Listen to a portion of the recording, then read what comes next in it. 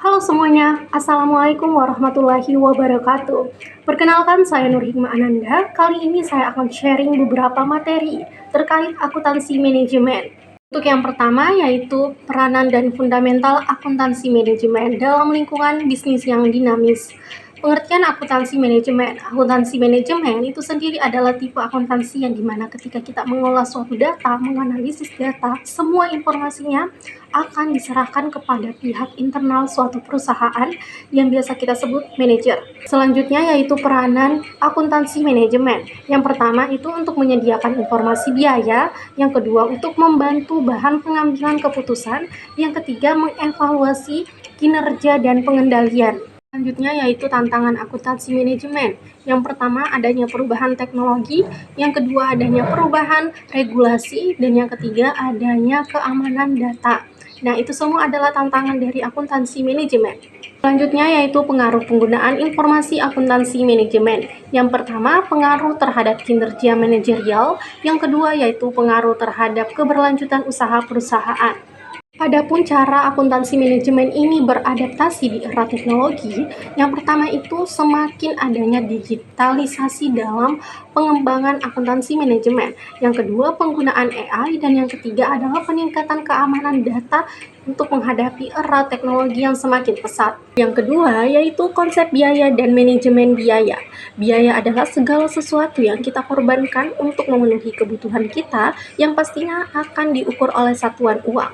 Adapun pengklasifikasian biaya dibagi tiga, yaitu biaya tetap, variabel, dan biaya semi variabel. Adapun manajemen biaya adalah bagaimana cara kita mengatur, mengelola anggaran yang kita keluarkan agar tetap efisien. Selanjutnya, fungsi manajemen biaya ada perencanaan biaya, pengendalian biaya, pengambilan keputusan manajerial, dan evaluasi kinerja perusahaan. Judul yang ketiga yaitu Cost Volume and Profit atau CVP dan perencanaan laba. Apa itu CVP? CVP adalah metode analisis dalam mempelajari dampak perubahan biaya tetap, biaya variabel, harga jual, dan volume penjualan terhadap laba perusahaan. Manfaat CVP yang pertama untuk bahan pengambilan keputusan, yang kedua untuk kita menganalisis resiko seberapa jauh penjualan itu bisa turun sebelum akhirnya mengalami kerugian. Selanjutnya pengertian perencanaan laba. Jadi perencanaan laba itu adalah bagaimana cara kita menargetkan laba atau keuntungan dari perusahaan yang ingin dicapai. Judul yang keempat yaitu perencanaan laba untuk multi-product entity. Apa itu perencanaan laba dalam multi-product? Jadi perencanaan laba merupakan salah satu hal yang terpenting dalam suatu perusahaan untuk kita menargetkan laba atau keuntungan dari suatu perusahaan yang ingin kita capai. Apalagi perusahaan tersebut menerapkan multi-product pada usahanya. Adapun hal yang perlu dipertimbangkan dalam perencanaan laba multi-product, yang pertama sales mix, yang kedua ada margin kontribusi, yang ketiga target laba. Adapun manfaatnya, yang pertama peningkatan efisiensi biaya, yang kedua pengambilan keputusan alokasi kapasitas produksi, yang ketiga strategi harga dan promosi jauh lebih baik. Judul yang kelima yaitu analisis perilaku biaya. Jadi perilaku biaya itu intinya adalah bagaimana cara kita itu bersikap terhadap apa yang kita keluarkan, entah itu biayanya besar ataupun kecil. Adapun biaya itu terbagi menjadi tiga, yaitu biaya variabel, tetap, dan biaya campuran. Jadi biaya tetap ini adalah biayanya yang tidak berubah-ubah. Jadi nilainya itu tetap aja sama, walaupun misalnya kamu memproduksi ini, kamu ngeluarin dalam jumlah banyak di suatu perusahaan produksinya, nah biaya itu akan tetap selalu sama hasilnya. Nah, yang kedua yaitu biaya variabel atau biaya yang nilainya berubah-ubah.